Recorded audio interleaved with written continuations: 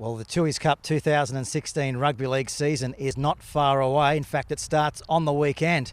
So it's a timely chance we have a chat with the CEO of the Newcastle Rugby League, Matt Harris. Matt, thanks for inviting us out here, mate. Happy to be here. Mate, we had the season launch last night. Great night. Yeah, it went well. Had it at the Hunter Stadium and good to get everyone together and start talking about football. The Rugby League has announced that the grand final is back at Hunter Stadium. Yeah, it was a big move for us last year, and it was extremely well received from the players, officials, supporters and our corporate supporters as well, and more than happy to have it there again. Look, we'll tinker with a few things and make some improvements, and it'll be bigger and better. Yeah, I mean, we got over, 7,000 there last year? Yeah, just over 7,000. Look, the weather didn't do us any favours. I think it rained up till about 1 o'clock, and we had some help with the two teams that were involved, and 7 of the 8 clubs were represented on the day. So we had some things go our way, and the weather didn't come to the party, but look, that happens and we have to be prepared for that again, but we're quietly confident it'll be successful. Last year, Lakes United, a fantastic story, a fairy tale story, wasn't it, them winning the comp? Yeah, the whole season I think worked well. It was really competitive. A couple of sides that weren't expected to go too well performed probably above expectations, and Lakes was definitely one of those.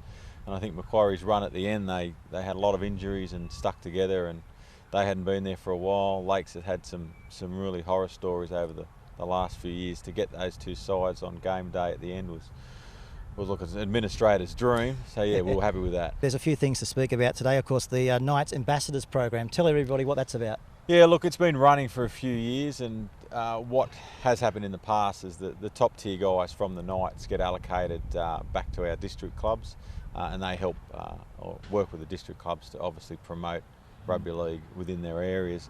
We're probably trying to formalise it a little bit more this year. I've had some chats with some people in at the Knights, and we'll be working with their ambassadors, with the district clubs, Newcastle Rugby League and the Knights, to promote the game at junior levels, through schools, and obviously at the district clubs as well. So we'll make it a bit more formal, a bit more structure to it, and try to make a wider net that we can attract some more participants.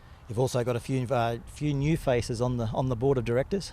Yeah, we've had a couple of directors leave over the last few months, which has left 2 spots for some casual vacancies.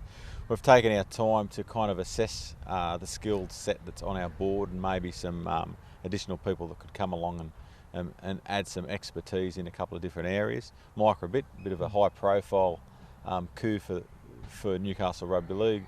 Obviously everybody's aware of Mike's involvement with NBN and through the business community, and we were extremely excited that he jumped at the opportunity, and we think he'll bring plenty to the table. And Graham Bailey's the other guy that came on a week or so ago, and Graham's been involved through Cessnock Juniors and the Maitland and District Junior Rugby League for many a year, had a lot of involvement in the establishment of the 13s to 17s Hunter Valley competition, and has that knowledge at that junior level that we think we need more of. Yeah, it's very exciting. Mackin might score! What a great grand final try! What a finish! That has to be awarded, and it is! Jack Mackin, 19 years of age, has come up with an absolute stellar grand final try. Moving forward to seasons 2007 and beyond, what's the grand plan? Look, we're probably going through a phase at the moment where we've had to take stock of where we are and how we do things. Obviously, losing our grant a couple of years ago from the Knights has probably accelerated the need to look at change. There is definitely a lot of conversation going on at the moment with our stakeholders about what that change looks like. We finalised our strategic plan only a few months ago, and within that there is significant change that we've identified. Moving forward over the next few months will be continued discussions about what that looks like and how the governance of the game off the field is run. We anticipate there'll be some significant changes, and we think that those changes will be needed to make sure that we continue to be at the level on and off the field that we need to. And speaking of levels, I guess volunteers also play a big role in Newcastle Rugby League. Look, and that's probably one of the key areas we've identified that we need to create some change, so that as a governing body we can provide additional services back to the volunteers. I think that everybody would acknowledge that as life goes on and there's more and more legislation and legal requirements, even at that volunteer level, that seems to make it harder for someone to turn up on a day and put their hand up. So I think that what Newcastle Rugby League needs to do is to come up with a model, and particularly from a funding perspective, that we can actually put more people on at that administration level, so we can take away a lot of the administration duties that the volunteers have, and let the mums and dads and volunteers just turn up and help their club or help their team. So look, that's a goal. It's within our strategic plan, and we'll keep working towards that. Well, all the games start this weekend. What would your message be to the fans to come along and support you guys in 2016? Yeah, look, it's great football, and I don't just say that as being the CEO of Newcastle Rugby League. It's we've got some quality players within our competition. Even look at this year, the Brad Tyres, Chad Redmonds,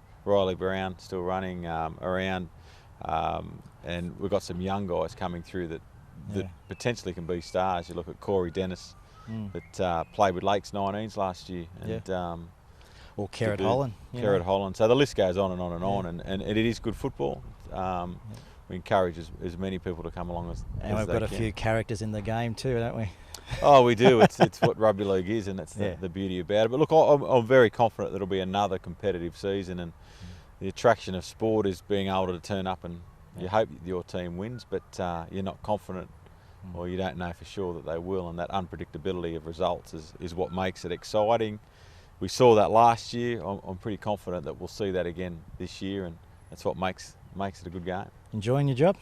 Yeah, look, it's been challenging. There's a few things that have happened since I've started that were a bit out of left field. Yeah. But look, it's what it is, and I get to wake up and get paid to talk footy, and I'm quite passionate about it, and I do get a little bit frustrated at times with things that happen that are a little bit out of my control, but that's the industry, and you just got to keep fighting through it, and yeah, I do enjoy it. Thank you for that opportunity to promote the game, the great game, through Bar TV, and hopefully we'll go for many more years to come. Thank you.